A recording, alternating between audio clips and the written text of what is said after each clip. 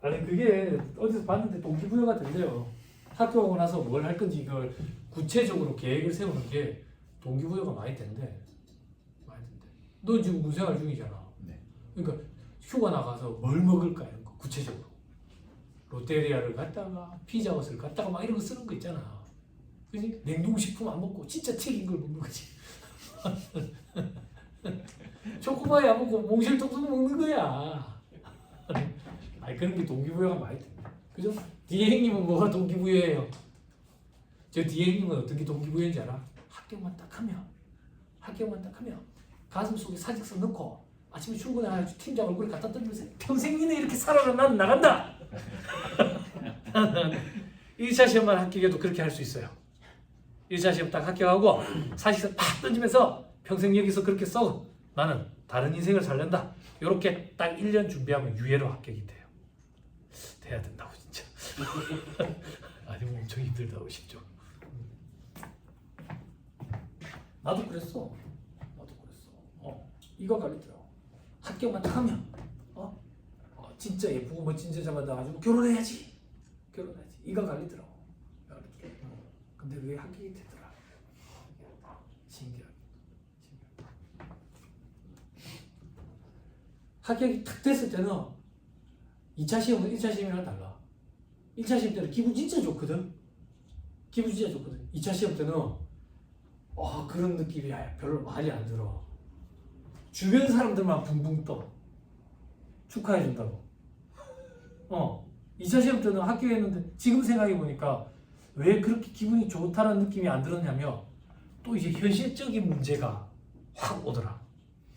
합격과 동시에 이제 어떻게 공부를 해야 되지? 수습처 어떻게 구해야 되지? 나이가 많은데 내 같아도 나를 안 뽑을 것 같은데 나이가 많아서 나이 어린 애들 뽑을 것 같은데 서울에 한 달 연수 받으러 가야 되는데 수습 밟으러 가야 되는데 돈을 어디서 구하지? 돈을 너가 나를 좀 뛰어야 되나? 그럼 올라가면 사람들 올려가지고 술도 많이 먹고 논다 하던데 그리고 올라갔는데 또 옷을 또 좀 사입어야 되지 않겠어? 막 이런 게 현실적인 문제로 막 와. 근데 그때 저는 친동생이 정장을 사주더라고. 수습처 면접 보러 다니고 이럴 때 입으라고 정장을 좀 사주더라고. 그 정장 동생한테 얻어 입고 또 노가다 좀 했지. 전단지도 좀 돌리고 그랬던 기억이 나. 1차 시험 합격했을 때가 제일 간이 배밖에 나와. 제일 기분이 좋아. 많이 즐겨. 자, 양도소득세 한번 해봅시다. 자, 아까 말씀드린 것처럼 양도소득세, 저도 양도소득세 의뢰가 들어오면 법조문을 많이 찾아본다고요. 법조문, 관리책도 많이 찾아보고. 여러분들이 수업 목적으로 공부한 것만 가지고 절대 상담을 해주거나 그러면 안 돼. 공짜라도. 큰일 난다고. 다이 자체가 크다고 양도권은 또. 그리고 우리 시험에 양도소득세는 해마다 말문제 하나, 계산문제 하나 꼭 2문제씩 등장하다가 최근에 중요성이 많이 떨어진 이유가 등장을 안 한 애도 있고 한 문제만 등장한 애도 있고 이러다 보니까 양도소득세 파트가 또 양이 많으니까 수험생들이 가성비 이런 걸 얘기하면서 그럼 안 갖고 갈란다 이렇게 의사결정하는 수험생들도 많아. 이게 뭐가 좋다 나쁘다라고 말을 못하겠어. 올해는 어떻게 상황이 될지 모르니까. 그렇지만 공부는 좀 하는 거야. 공부는. 그러니까 말 문제는 맞출 수 있을 정도로 조금 준비를 해가자. 그리고 나오는 부분이 딱 정해져 있었거든. 정해져 있었어가지고 계산 문제는 너무 구석진 것까지는 안 볼 거예요. 구체적으로는 안 볼 거예요. 자, 해봅시다. 써머리부터 봐야지. 양도소득세는 우리가 해본 적이 없기 때문에 빠르게 훑을 수가 없어요. 자, 2-215페이지. 자, 양도란 뭐냐 이거야. 사업적으로 양도하는 건 사업소득에 해당한다고 해. 나머지 양도는 열거되어 있지 않기 때문에 과세 제외야. 그럼 양도소득은 뭔데? 양도소득은 양도소득세 과세 대상으로 열거된 게 있다고. 그걸 양도했을 때 양도소득 과세되는 거야. 동그라미 1번은 뭔데? 광고권 등 각종 무체재산권의 양도, 대여대가. 그건 기타 소득으로 과세해야지. 그지? 이렇게 소득의 구분이 또 말 문제를 구성하는 거야. 그렇죠? 그러면 양도소득은 양도소득세 과세 대상으로 열거된 물건을 양도하는 경우에 양도소득세를 과세한다 그 얘기야. 됐죠? 그래서 그 열거된 거에 우리 개미 투자자들이 주식 투자하는 거에 대한 소득은 열거되어 있지 않아서 과세를 안 하는 거예요. 근데 재용이가 거래를 했대. 대주주 양도분은 과세가 된다고. 열거되어 있기 때문에 양도소득세가. 자 밑에 양도에 보면 개념도 있죠. 양도란 등기등록 유무 관계없이 자산의 사실상 유상 이전을 양도라고 해요. 다시 자산의 사실상 유상 이전을 양도, 자산의 사실상 무상 이전을 증여 이렇게 표현해요. 됐죠? 자 밑에 등기, 미등기, 미등록된 자산도 양도를 하면 양도세 과세 대상이 된다. 그렇죠?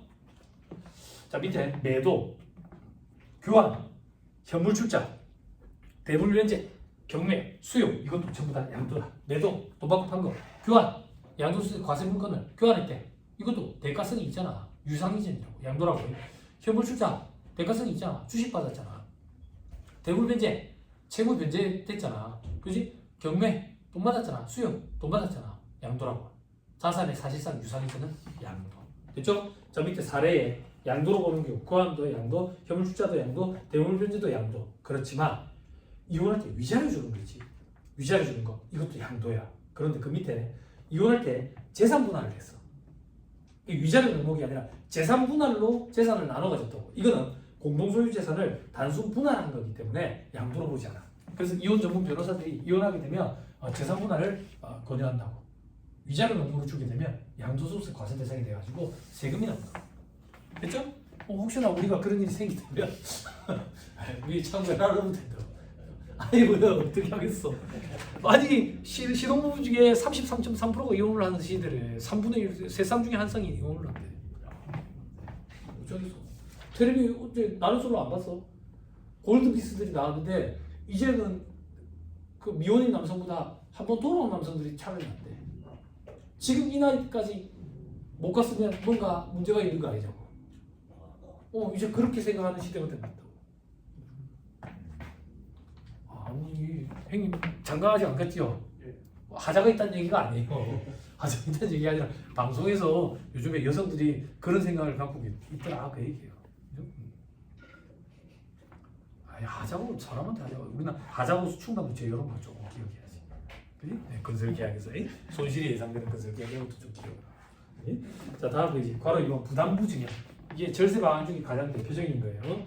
수증자가 증여자의 채무를 부담하는 조건으로 증여를 받는 증여계약 이걸 부담부증여란다. 자 이게 어떤 거냐면 이 얘기예요. 내가 자식한테 아파트를 증여해주고 싶은데 세금이 많이 나올 것 같아요. 세금이. 그래서 어떻게 하게 되냐면 지금 이 아파트에 세입자가 있어요. 세입자. 아파트가 얼마인데? 5억이에요. 전세가 얼마인데? 3억이에요. 그게 자식한테 넘겨주는 거예요. 5억짜리 아파트를. 그러면서 이러는 거예요. 네가 세입자한테 전세금은 줘야 돼. 그럼 내가 자식한테 준 돈은 얼마예요? 실질적으로 준 재산은 2억이죠. 자식이 3억 갚아야 되니까 이 2억만 증여해요. 그럼 나머지 3억은 대가성이 있는 거니까 양도로 본다 그 얘기예요. 그래서 부담부증여는 증여와 양도가 믹스된 형태가 부담부증여예요. 그러면 세무사님 이게 왜 가장 대표적인 절세 방안입니까? 봐봐. 전체를 다 양도로 보거나 전체를 다 증여를 보면 초과 누진세율 적용을 받았기 때문에 세율 구간이 높아질 수가 있는데 일부는 양도, 일부는 증여로 두 개 계약으로 쪼개니까 세율 구간이 밑으로 내려갈 수 있겠죠. 그리고 양도는 양도자가 양도소득세 납세의무자가 돼요. 아버지가. 증여는 수증자가 납세의무자예요. 받은 사람, 아들이. 그래서 합산이 안 되니까 초과 누진 세율 구조에서 내려갈 수 있는 거예요. 그죠? 그래서 가장 합리적인 절세 방안, 가장 많이 이루어지는 절세 방안이 이 부담부증이라고 해요. 됐나요? 그리고 수수료 받을 때도 우리도 양도랑 증여가 믹스됐으니까 두 건으로 해가지고 수수료를 받을 수가 있고, 그렇지? 신고가 두 건이거든. 얘 이름으로 신고가 증여세 신고가 들어가고 이 사람 이름으로 양도소득세 신고가 들어가고 당연히 두 건이니까 돈을 받아야지. 두 건으로. 응? 안 받고 해주고 싶어? 네. 자선 사올 거야? 굶어 죽었다 굶어 죽어. 자, 그 밑에 그런 얘기다. 자, 그러면 밑에 별표시 2번에 양도소득세 계산할 때 양도가액, 취득가액은 그러면 어떻게 계산할 거냐? 양도 당시 자산가액 곱하기 증여가액분의 채무액 돼 있죠. 그죠? 예를 들어서 5억짜리다. 5억. 채무가 3억이다. 그러면 양도 당시 차가성가액 얼마? 5억. 곱하기 증여가액 얼마? 5억. 분의 채무액 3억. 그럼 얼마인데? 3억. 요게 양도가액이 된다고. 나머지 2억은 증여가액이에요. 이게 양도가액이에요. 그럼 취득가액은? 취득가액 차감할 때 얼마에 취득했는데? 저기 부동산 매매 계약서 보면 과거에 취득한 자료가 있을 거 아니야. 만약에 4억이라고 가자마자 4억. 그것도 이렇게 요 비율로 쪼갠다 그 얘기야. 요만큼만 취득가액으로 본다고. 양도가액에서 취득가액 차감한 게 양도차익입니다. 거기서 이제 장기보유 특별공제를 차감하면 양도소득금액이 나오고 그게 우리 양도소득세 과세대상 물건이 된다. 가서 기체가 될 거예요. 자, 밑에 양도로 보지 않는 경우 말문제 보기 구성합니다. 양도담보로 맡겨놨대. 이건 양도가 아니야. 근데 채무를 이행 안 해가지고 소유권이 넘어갔대. 그러면 그때는 대물회지니까 양도가 되겠지. 그죠? 넘어갑니다. 동그라미 2번. 도시개발법이나 그와 같은 법률에 따라 환지처분으로 지목이나 지번이 변경되거나 보유주의로 충당되는 경우도 있죠. 그죠? 그냥 환지처분, 보유주의로 충당 이게 어떤 개념인데 그냥 그림을 봐봐. 그림을 보니까 왼쪽에 있는 동그라미 그림은 땅이 지저분하지. 요거를 반듯하게 바꾸고야. 이런 걸 환지처분이라고 한다고. 그럼 내가 원래 갖고 있던 땅 A인데 새로운 땅 A로 바뀌었잖아. 요거는 양도로 보지 않겠다 그 얘기야. 됐어요? 네. 됐어요? 안 됐어요? 예. 됐죠? 자, 밑에 동그라미 3번에 토지 이용상 지상 경계를 합리적으로 바뀌기 위해서 토지를 분할하거나 교환하는 것. 그죠? 이런 것들도 양도로 보지 않겠다. 다만 교환을 했는데 면적 차이가 동그라미 니은에 20% 넘고 이거는 실질적으로 내가 더 많은 걸 받았거나 그지? 그렇게 될 수가 있겠지. 그런 경우에는 양도로 보겠다 그 얘기야. 동그라미 4번에 신탁 설정하려고 넘겨놨대. 그러면은 양도가 아니죠. 그죠? 동그라미 5번에 신탁 해지 통해 가지고 다시 돌려받았대. 양도가 아니죠. 동그라미 6번에 매매 사실이 원인 무효래. 사행위 취소 이런 거 있거든. 애초에 매매 행위 자체가 원인 무효가 돼버렸대. 그럼 다시 소유권이 넘어오는 거지. 예, 그런 것까지는 양도로 보지 않겠다. 이게 어떤 얘기냐면 실사례가 있는데 저희 집을 예를 들면 저는 이제 전원주택을 땅을 사가지고 집을 지어가지고 들어갈 정도만큼 돈이 많지는 않아요. 그래서 누가 사놓은 전원주택을 제가 사서 들어갔어요. 그래야지 집으로 해가지고 대출 한도가 많이 나오거든. 그 전에 대출 한도가 많이 나. 예, 그 전에 집주인은 누구였냐면 부산에 아주 크게 가구 공장을 하던 사장 집이었어요. 그 사람이 이제 지어 올린 거야. 근데 이제 공장에 불이 나가지고 부도가 난 거야. 부도가 나가지고 사채까지 막 끌어 쓰고 그랬다고. 사채까지 막 끌어 쓰고 이래가지고 사채업자에서 찾아오고 막 이래. 이 사람이 전출 신고를 안 한 거야. 내가 강제 전출을 해버렸다고. 강제 전출을 하기 전까지 사채업자들이 저녁 8시, 9시 찾아오는 거야, 집 앞에. 카드회사 직원이라고 얘기하면서 덩치들이. 그래서 집에 이제 세콤이라든지 CCTV 다 설치한 거지. 무섭더라고. 와이프가 또 저기 첫째 깐남비고 둘째 출산해가지고 이제 또 데리고 있는데 그랬었다고. 그랬었는데 고용노동부에서 한번 찾아왔었어. 고용노동부에서 한번 찾아와가지고 누구씨 계시냐고 그러더라고. 없습니다. 나 이제 일이 바뀌니까 없어요. 그러니까 어디 가셨는데요? 여기 전입신고 돼 있는데 내 집이에요. 가세요. 어디 가는데요? 그건 당신들이 하는 거지. 내한테 그래. 근데 뭐 안에 있는데 뭐 감추는 거 아니냐고 그러는 거야. 그래서 내가 어디 카드사에서 또 왔는데, 그렇지? 그래서 고용노동부에서 왔습니다 그러더라고. 그래 고용노동부에서 왔다 하겠지. 옷을 이렇게 가운 입고 왔더라고. 고용노동부 옷까지 맞춰 입고 오네. 내가 얼마나 악이 받쳤으면. 그렇지. 진짜 고용노동부에서 왔습니다. 그래서 체포영장을 보여주더라고. 체포영장까지 만들고 다니네. 무슨 법적 강제성이 있어서 체포영장이 있어요 그랬는데 그해 법이 바뀌어가지고 고용노동부에 그 수사관이 배정이 됐어. 그해부터 그래 정당한 체포영장이더라고. 예, 그 사람이 이제 임금 체불되고 건강보험 체납되고 막 이런 것들이 있어가지고 체포영장을 갖고 체포하러 왔더라고. 그래서 그러냐고 미안하다고 사채업자들이 너무 이렇게 옷을 맞춰 입고 찾아오고 그러니까 사채업자들한테 미안하다고. 이러이러한 사실이 있었다. 여기에서 안 사는데 어디 사는지 내가 알고는 있는데 말은 못 해주겠다고. 말을 못 해줬다. 어디 살고 있는데 우리 동네 근처에 어디 살고 있더라고. 숨어가지고. 그 전에는 어떻게 했는데 그 전에는 아침 일찍 도망가는 거야. 호텔로. 조식을 먹고 놀다가 저녁 7시 이후에 들어오는 거야. 공무원들 퇴근한 시간에. 그러니까 나쁜 놈들은 저거 먹고 살궁이 다 해놨다고. 현금을 어디 다 박아놨어. 그래갖고 명의를 하면 안 되니까 미스로 저기 렌탈 해가지고 수입차 끌고 다니는 거야. 근데 그 직원들은 임금 못 받아가지고 생기가 곤란하고 막 이래. 퇴직금도 못 받아가지고. 아무튼 그랬는데 하루는 어디서 전화가 온 거야. 어디서 전화 와가지고 중소기업관리공단이래. 근데 어쩌라고요? 그러니까 거기에 그 사람 안 살고 있냐고. 내 집이라고. 내 집이라고. 그러니까 아니 그러면 본인 집이라고 주장하시면 그 매매 대금 오간 거 그 증빙을 좀 보내달래. 근데 내가 그때 폭발한 거지. 폭발했지. 고속도로에 운전하고 있었어. 폭발해가지고 내 집인데 내가 누구한테 매매 대금 오간 걸 왜 줘야 되는데? 누구가 알아보던가. 부동산 등기부등본을 봐봐. 내 명의로 돼 있고 매매 대금이 있잖아. 그랬더니 아니 그러면 사행위 취소 소송 걸겠다고 그러는 거야. 그게 이런 거야. 사행위 취소 소송. 예전 집주인이 빚을 안 갚으려고 하는데 재산이 있는 거야. 그래서 그 재산을 압류당할까봐 일부러 매매 계약서를 거짓으로 써가지고 내 명의로 돌려놓은 거야. 그럴 때 사행위 취소의 소를 구할 수 있다고. 그러면 명의가 다시 예전 집주인으로 돌아가. 그러면 이제 압류가 들어가지고 재산을 처분하겠지. 내가 그 소리 완전 빡친 거지. 그래가지고 고속도로에서 옆에 갓길에 차대가지고 뭐라고 얘기했냐고. 지금 사회인 취소했어. 나는 가만히 있을 것 같냐고. 심심한데 그래 소송 하나 끌어놓고 해볼까. 막 욕을 끌어먹었어. 욕을 너무 빡쳐가지고 욕을 막 끌어먹고. 그랬더니 그쪽에서 이제 갑자기 수긍해서 아니 그거 2,000명만 보내주시면 저희가 되는데 막 이러는 거야. 근데 당신 뭐라 했냐고. 사회인 취소해서 나 뭐하는 사람 줄 알아. 그래 소송 걸어 한번 해보자고.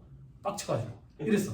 이래놓고 전화를 끊었는데 문자가 온 거야. 문자가 와가지고 문자로 보내주시면 된다고. 그래서 답변도 안 했어. 답변도 안 했는데 조금 있다가 전화가 온 거야. 다시. 그래서 왜 또 전화했냐고. 그랬더니 죄송한데 문자가 지금 안 돼서 혹시 죄송한데 카톡으로 보내주실 수 있냐고. 카톡으로. 알겠다고 하고 전화를 끊었어. 그랬는데 다시 또 전화가 온 거야. 저 죄송한데 이런 거야. 왜 자꾸 전화하냐고. 그러니까 카톡으로 받으려고 전화번호를 저장했는데 혹시 병주 형님 아니십니까? 이런 거야. 내 동생 친구인 거야. 내 동생 친구인 거야. 내 동생이 발이 좁아가지고 내 동생이 친구가 2-3명밖에 없어. 결혼한다고 내가 밥도 사줬던 기억이다. 그래서 미안하다. 내가 너무 욕을 많이 했지. 욕을 너무 많이 했지. 그래서 형님 무슨 일이 있었는데요? 그러는 거야. 미안하다. 내가 욕을 너무 많이 했지. 흥분해가지고 쌍욕을 엄청 했거든 내가. 이러이러한 일이 있었다 그러니까 형님 진짜 스트레스 많이 받았겠네요. 제가 알아서 처리할게요. 걱정하지 마세요. 그러더라고. 아니 알아서 처리하지 말고 와서 잡아가. 낮에 어디 있는지 소재 파악돼서 우리 동네에 빈집에 숨어서 살고 있는 거야. 집주인이 노부부가 돌아가셔가지고 자식들이 별장 비슷하게 쓰고 있는데 거기 숨어 살고 있더라고. 그래서 와서 잡아가. 근데 낮에밖에 못 오는 거야. 낮에밖에. 근데 그 이후에 연락이 왔어. 고용노동부에서 잡았다고. 그러냐고. 고맙다고. 그날 저녁에 풀어줬어. 뭐 그런 게 있냐고. 그러니까 가서 쓰면 풀어줘.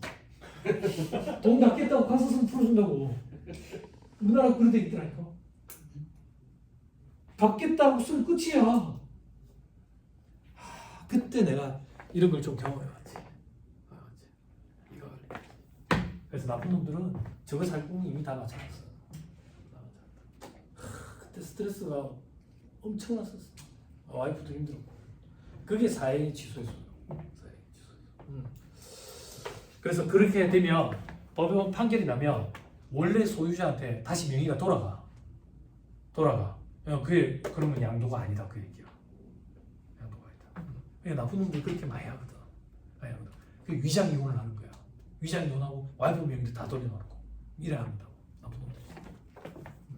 자, 그다음 동그라미 7번 공동 소유 토지의 지분 단순 분할. 이런 건 양도가 아니라고. 요 얘기야. 땅을 하나 사고 싶은데 이 땅이 괜찮은 것 같아. 근데 나이가 커가지고 돈이 모질라가지고 동생이랑 반만 태우는 거지.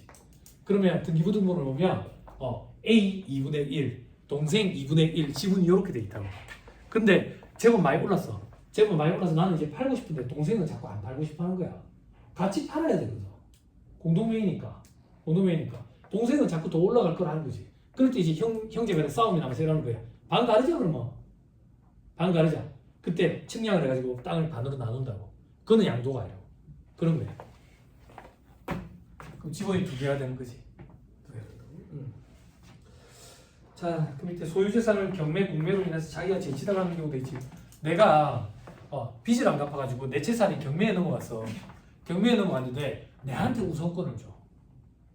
주거 안전 그런 것 때문에 나한테 우선권을 준다고. 그래서 내가 그때 돈이 생겨가지고 다시 취득을 했어. 그런 것까지는 양도를 보지 않겠다. 내가 내한테 판 거니까. 그렇죠? 자, 밑에 동그라미 20번에 배우자 직계 좀비 속이기에 양도한 경우로서 실제 양도 거래라고 입증하지 못하는 경우도 있지. 그래서 이건 뭐냐면 내가 자식한테 돈을 받고 아파트를 팔았대. 기분이 그냥 줬을 것 같은데 증여로 추정한다고. 그럼 내가 매매 대금이 계좌를 통해 가지고 왔다 갔다 한 거를 입증을 못해. 혹은 자식이 그 돈이 어디서 났는지 자금 출처를 입증을 못해. 그러면 중고로 봐버린다. 증여로 봐버린다. 그럼 증여니까 양도가 아니지. 됐죠? 오케이, 됐어요. 말 문제 보기 대비해야 돼. 자, 과세대상 자산 다음에 이게 양도소득세 과세대상 자산이야. 여기에 해당 안 하면 양도소득세 과세 안 한다고요. 토지, 건물, 부동산에 관한 권리가 뭔데?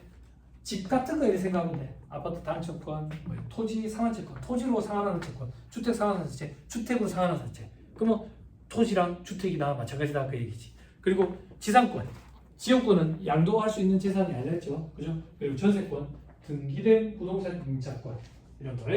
그리고 밑에 기타 자산에 법정 주식 A, 법정 주식 B라는 게 있는데 시험에 안 나올 거니까 그냥 보지 마세요. 1차 목적으로는. 됐죠?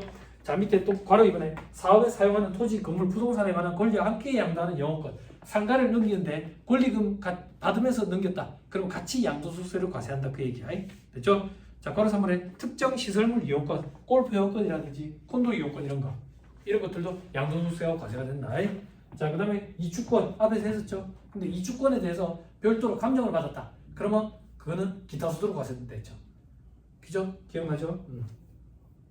자, 그 다음 밑에 2그룹에 일반 주식 돼 있죠. 그죠? 괄호 1번에 동그라미 2번 대주주의 양도분. 동그라미 2번 증권시장 거래에 의하지 않고 이게 뭔데? 장외시장 거래분. 괄호 2번에 상장법인의 주식. 됐죠? 다만 주권 비상장법인의 대주주에 해당하지 아니하는 자가 장외 어쩌고 저쩌고 이렇게 돼 있죠. 그죠? 자, 그러면 결론적으로 어떻게 되느냐? 대주주의 양도분, 장외시장 거래분, 비상장법인 주식.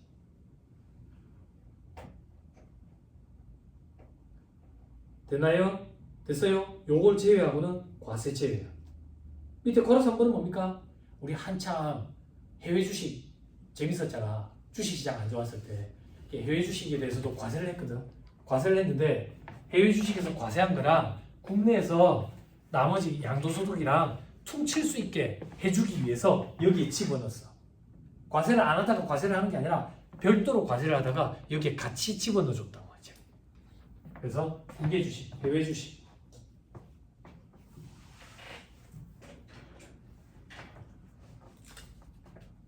자, 그 다음 3그룹에 파생상품 같은 거 있고 4그룹에 신탁수익권 이런 게 있더라 하고 넘어가면 돼.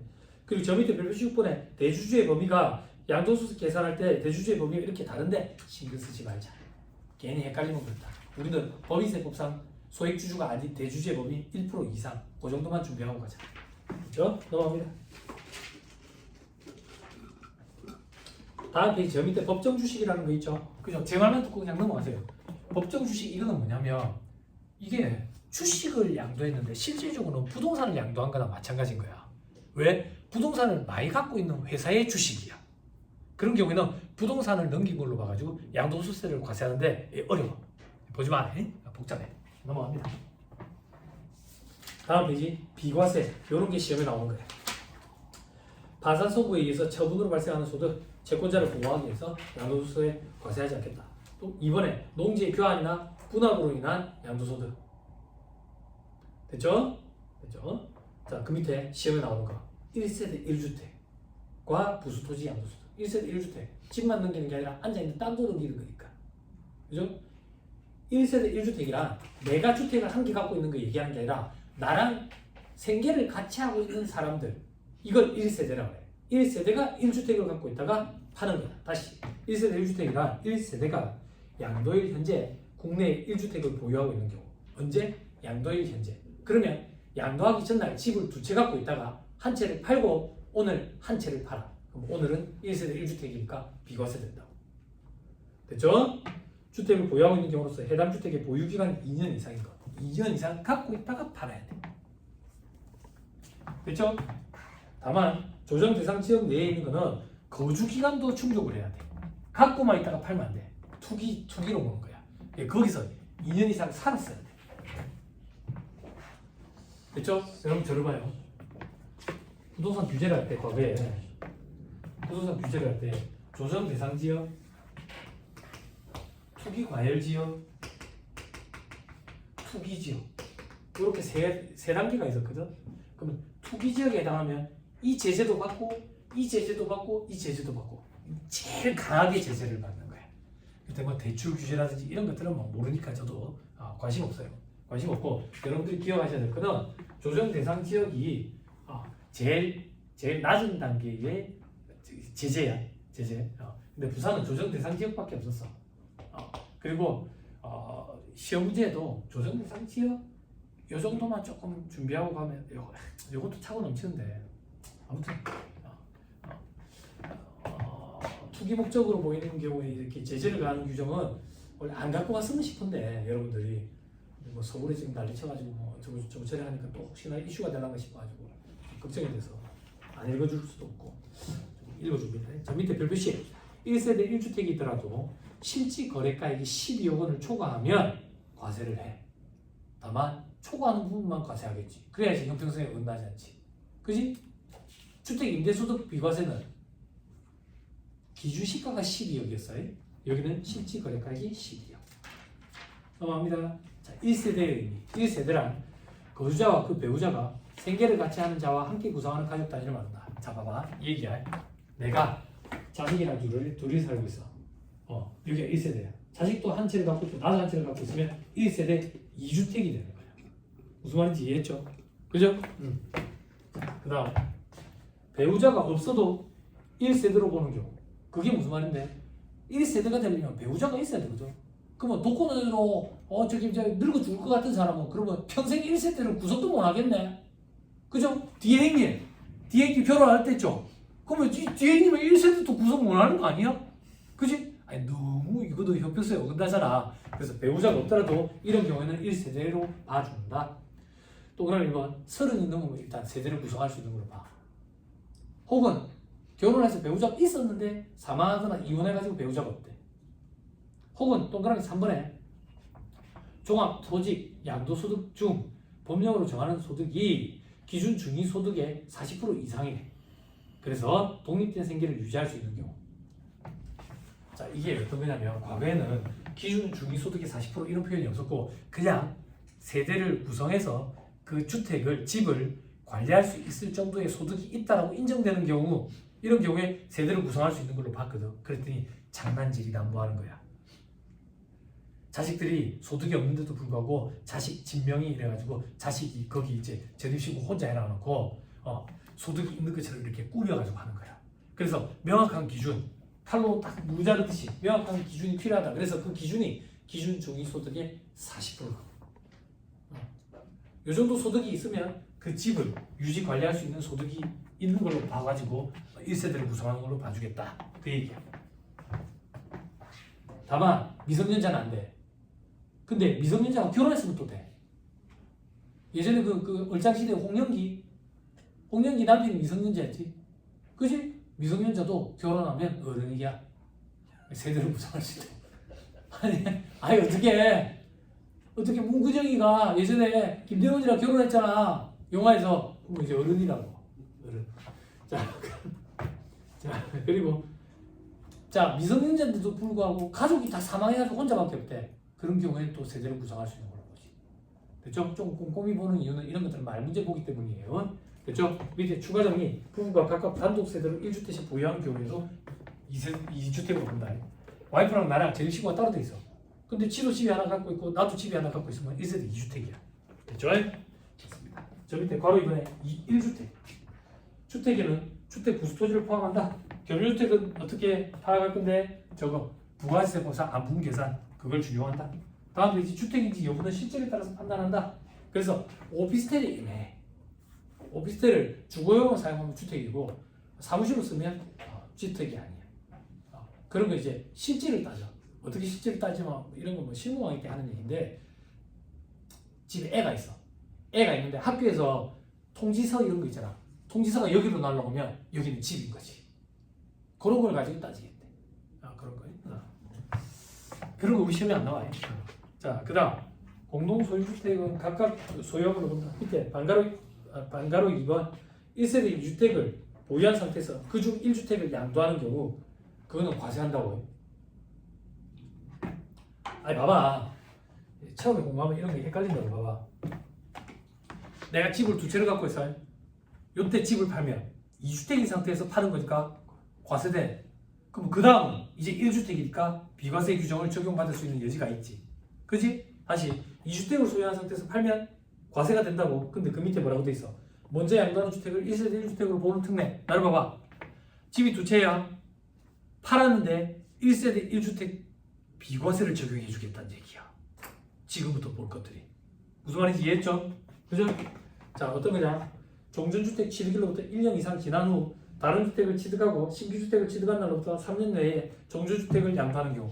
이건 뭐냐면 이사를 지원하기 위한 혜택이야. 이사. 나를 봐봐. 내가 집이 한 채밖에 없어. 1세대 1주택이라고. 그럼 이걸 팔면 비과세 되잖아. 그지? 그럼 내 이제 이사 갈 거야. 이사 갈 때 이 집을 팔고 새 집을 사가지고 이사 갈 수는 없잖아. 새 집을 계약해놔놓고 들어가지. 그럼 새 집을 계약해놔놓고 들어가면 나는 2주택인 상태에서 이걸 팔게 되잖아. 그러면 1세대 2주택이니까 과세되면 이거 형평성에 어긋나지. 어떻게 이사를 가겠어. 그지? 그래서 봐봐. 내가 집이 이거 하나밖에 없어. 하나밖에 없어. 근데 내가 이사를 가기 위해서 봐봐. 헷갈리죠? 봐봐. 집이 이거 하나밖에 없어. 내가 이사를 가기 위해서 이 집을 샀어. 그리고 이사를 들어가고라는 얘기도 재리시고 연로 돼야 돼. 그리고 과거에 있던 이 집을 3년 내에 팔면 비과세 혜택을 줘. 봐봐. 요 집을 팔면 안 돼. 이사를 지원하기 위한 목적이라니까. 이사를 지원하기 위한 목적. 요 집을 팔면 과세돼. 과세된다고. 됐죠? 오케이.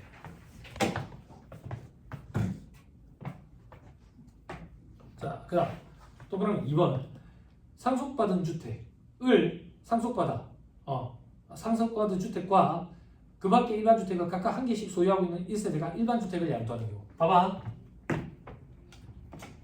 내가 일반 주택이 하나 있었어.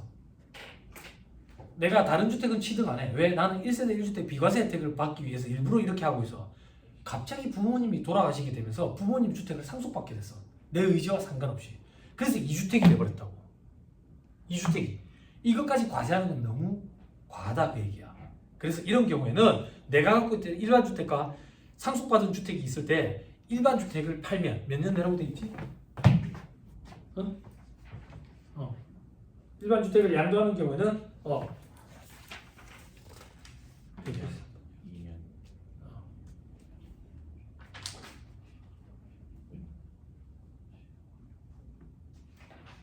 없네. 일반 주택을 양도하는 경우에는 과세를 안 해. 됐어요? 됐죠? 저를 봐봐. 이게 근데 시험에 몇 번 나왔어. 내려봐봐. 이게 시험에 말문제 보기로 몇 번 구성했다고.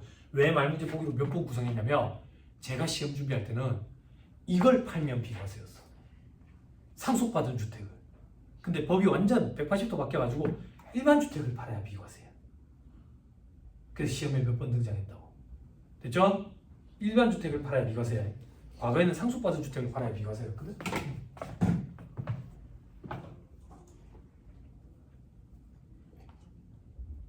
자, 그 다음 어디까지 했지?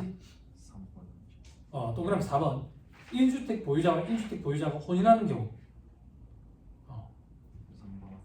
3번을 안 했다고? 3번 60세 이상이잖아. 60세 이상에 지켜줘서 미안해. 4번을 읽었네. 3번 해줄게. 네. 60세 이상의 직계존속을 동거몽양하기 위해서 세대를 합친 경우로서 합친다로부터 10년 내에 먼저 양도한 주택. 그러니까 독거노인은 늙고 죽어가지고 2달 만에 발견이 되고 이게 사회 문제가 되는 거지. 그래서 자식들이 여유가 있으면 동거몽양 좀 해라 그 얘기야. 근데 동거몽양한데 봐봐. 내가 주택이 하나 있어. 주택이 하나 있는데 부모님도 주택을 하나 갖고 있대. 그럼 같이 동거하게 되면 2주택이 돼버리잖아. 그래서 그러면 누가 동거하려고 해서 그래서 그런 경우는 10년 내에 뭐든 상관없어. 뭐든 상관없이 먼저 주택 양도하는 거 비과세 혜택을 주겠대. 됐죠? 자, 동그라미 4번. 동그라미 4번은 제가 와이프랑 한 거야. 1주택 보유자와 1주택 보유자가 혼인하는 경우도 있죠. 그죠? 자, 들어봐봐.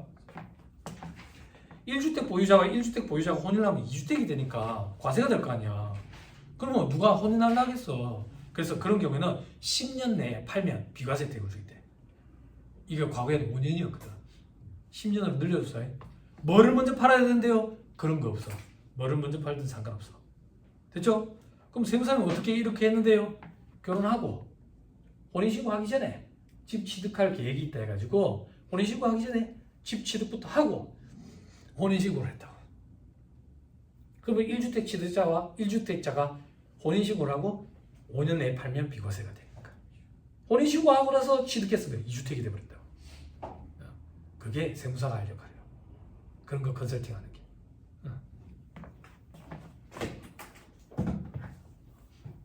자, 그 다음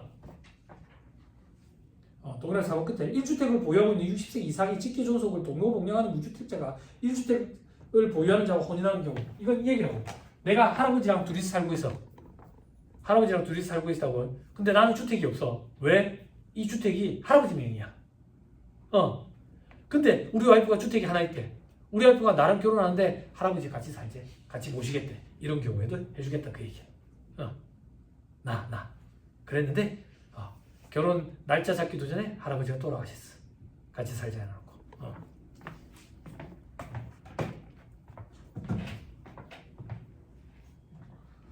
자, 그 다음에 동그라미 5번. 지정문화재 및 등록문화재에 해당하는 주택과 그 외의 일반 주택을 갖고 있을 때 일반 주택을 양도하는 경우. 그러면 이거 희한하지. 그럼 나는 이제 문화재에 들어가서 살아야 되지. 안 그래? 근데 이게 좀 그렇더라. 자, 그 다음에 동그라미 니은, 동그라미 디귿 이런 거는 보지 마세요. 자, 2-225페이지. 2년 이상 보유 졸립니까? 왜 졸립니까? 여러분들이 집이 없어서 그래요. 집이 있으면 이게 눈이 반짝반짝하다고. 내 돈이랑 관련이 있으니까. 아니 왜? 맞습니다. 제가 양도소득세 실무 강의를 2시간 한 적이 있거든. 2시간. 부산경제진흥원에서 주관을 해가지고 저기 BIFC 건물 52층에서 했어. 나 그런 강의는 처음이었어. 전부 할아버지 할머니가 앉아있어. 전부 할아버지 할머니야. 근데 할아버지가 한 명인가 두 명이었고 전부 할머니였거든. 이 할머니들이 목 디스크 오겠어. 치웅치웅 이래가지고 치웅치웅 막 번쩍번쩍해. 강의를 2시간을 했는데 질문을 2시간을 해. 강의 2시간 하고 나서 그때 그 부동산 이거 이제 규제법 나왔을 때 그때 와가지고 어떻게 해야 되냐고 세금 어떻게 해야 되냐고 집이 5채씩 있대. 5채씩. 그래가지고 운영진이 와가지고 왜 이래 안 끝나냐고 질문이 끝이 안 난다고 좀 끊어달라고. 그래가 1시간 반 질문을 받고 이제 끊었는데 할머니들이 오는 거야. 할머니들이 와가지고 세무사에 바쁘냐고. 왜 그러시는데요? 그러니까 내가 여기 건물에 몇 층에 음식점 하는데 여기 가가지고 내가 식사를 좀 대접하고 싶은데 이러는 거야. 그 식사값이 이제 상당값이지. 안 그래? 상당값 더 받아야지. 안 그래? 식사가 없는데 칼질하는 거 이런 것도 아니잖아. 집에 가야지. 집에 가야 도망갔던 기억이다. 도망갔던 기억. 와, 집이 5채나. 5채라고. 5채. 근데 이제 자식들 명의로 다 나눠놨대. 그래도 괜찮지 않느냐고 그러는 거야. 자식들 어디 살아요? 같이 산대. 그 의미가 없는 거야. 1세대 5주택인 거야. 1세대 5주택인 거야. 왜 이렇게 나눠놨는데? 돌아가실 거 대비해가지고 나눠놓은 거지. 그렇지만 양도소득세는 나온다고. 분가를 해야 돼 다. 독립지세대로. 그런 걸 얘기해줬던 기억이 나. 자, 이제 어디를 보냐? 2-225페이지. 2년 이상 보유해야 된다 그 얘기야. 보유기간. 근데 조정 대상 지역이 있는 거, 조정 대상 지역에 있는 거는 거주기간도 인정 이상해야 돼. 자, 예를 들어서 이거 한 번만 보세요. 조정 대상 지역에 있는 주택은 잠깐만 2년 이상 보유뿐만 아니라 2년 이상 거주도 해야 되거든. 그러면 투기 과열 지역에 있는 거는 당연히 이 규정을 적용받으니까 똑같이, 투기 지역에 있는 건 당연히 적용을 받으니까 똑같이 2년 이상 거주 요건도 충족을 해야 돼. 그렇게 적용이 된다 그 얘기야. 그것만 보지 말자. 자, 그 밑에 특례돼 있죠. 그죠? 보유기간, 거주기간에 제한을 안 받는 거 돼 있죠. 첫 번째, 민간, 공공 및 임대주택 이걸 취득해서 양도하는 경우로서 임대주택의 임차일부터 양도일까지 기간 중 세대 전원이 거주한 기간이 5년 이상인 임대주택의 양도 시 비과세 돼 있죠. 그죠? 요거 별표지 3에 그림이 있어요. 다음 페이지 봐. 공공 임대주택에 임대해가지고 4년을 살다가 이제 취득한 거야. 그 취득해가지고 1년밖에 보유를 안 했는데도 불구하고 팔면은 그때는 임차 기간을 합산해가지고 따지겠다 그 얘기야. 그래가지고 5년 이상이면 비과세 혜택을 주겠다 그 얘기야. 우리 아까 1세대 1주택이면 보유기간 2년 이상이어야 되는데 지금 보유기간 1년밖에 안 되잖아. 그렇지만 혜택을 주겠다 그 얘기라고. 됐죠? 앞으로 다시 돌아와가지고 자, 두 번째 칸에 법에 따른 협의 매수 수용의 경우. 아니 국가에서 도로 건설한다고 도로 낸다고 수용을 했어. 내 의지와 상관없잖아. 이럴 때는 보유기간 요건 충족 안 해준다고. 자, 그 밑에 해외 이주 이민간대 이민. 다만 이민간 경우에는 출국일로부터 2년 내에 양도해야 돼. 출국을 했는데도 2년 동안 양도 안 하고 계속 갖고 있다. 그럼 생각이 달라진 걸로 보는 거야. 투기 목적으로 갖고 있는 걸로 본다고. 그래서 이럴 때는 혜택을 적용 안 해줘. 자, 밑에 다음의 목적으로 1년 이상 거주한 주택을 세대 전원이 다른 시군으로 이전함에 따라서 양도한대. 취약의 목적, 근무상 형편의 목적, 1년 이상 장기 요양 목적, 학교 폭력으로 인한 전학. 안타깝지만 학교 폭력으로 인한 전학은 피해 학생이, 가해 학생이 전학을 가야 되는데 피해 학생이 가는 경우에 한정해 나오고 있어. 그리고 동그라미 1번에 취약, 유치원, 초중학교는 안 돼. 그러면 고등학교 때부터는 된다 그 얘기야. 이게 절세 방안으로 또 이용이 돼. 어떻게? 만약에 우리 집 애가 유치원이나 초등학교를 다니고 있어. 유치원이나 초등학교를 이사 가자. 니 핑계 대고 이사를 가면 보유 기간 요건 2년을 안 지켜도 1세대 1주택 비과세 혜택을 받을 수가 있어. 이사 가자. 그럴 수 있잖아. 그러면 애가 운다고. 왜 울어? 그러면 친구들 이제 친해졌는데 그럼 아빠가 그런다고. 눈깔 사탕 2만 원 사줄게. 2만 원 눈깔 사탕. 그럼 그래 가자 그런다고. 그지? 그러면 고등학교도 왜 안 되는데? 자, 이러는 거야. 요번에 니 핑계 대고 이사 좀 가자. 보유기간 요건 충족 안 해도 되니까. 아빠, 나 고등학생인데? 그런데 뭐 어쩌라고? 나 고3인데? 수능 봐야지. 네. 그래서 이사하기 힘들잖아. 그래서 그건 배제시켜놨어. 근데 이게 어떻게 절세 방안으로 이용되냐면 아빠가 그러는 거야. 니 공부 안 하잖아. 니 공부 관심 없잖아. 차한테 뽑아줄게. 가자 이러는 거지. 그치? 그래서 이게 절세 방안으로 이용이 된대. 됐죠? 자, 나머지는 다 볼게요. 넘어가세요. 다음 페이지 4번에 요건을 충족한 조합원 입주권 양도소득도 있죠. 조합원 입주권은 집 같은 거. 그래, 집이랑 똑같다라고 생각하면 돼. 그래서 집이랑 똑같으니까 1세대가 한 개 갖고 있으면 비과세한다. 세 번째 줄에 12억 넘으면 과세한다. 동그라미 2번에 두 번째 줄에 3년 내에 양도해야 된다. 이사하고 나서. 집처럼 보면 된다. 다음 비디오 5번에 법이 정한 조정금 지적 제조사에 관한 조정금 이런 거 있는데 이런 것도 보지 마세요. 자, 취득시 양도식이 돼 있는데 밥 먹고 나서 봅시다. 식사하시고 하시죠.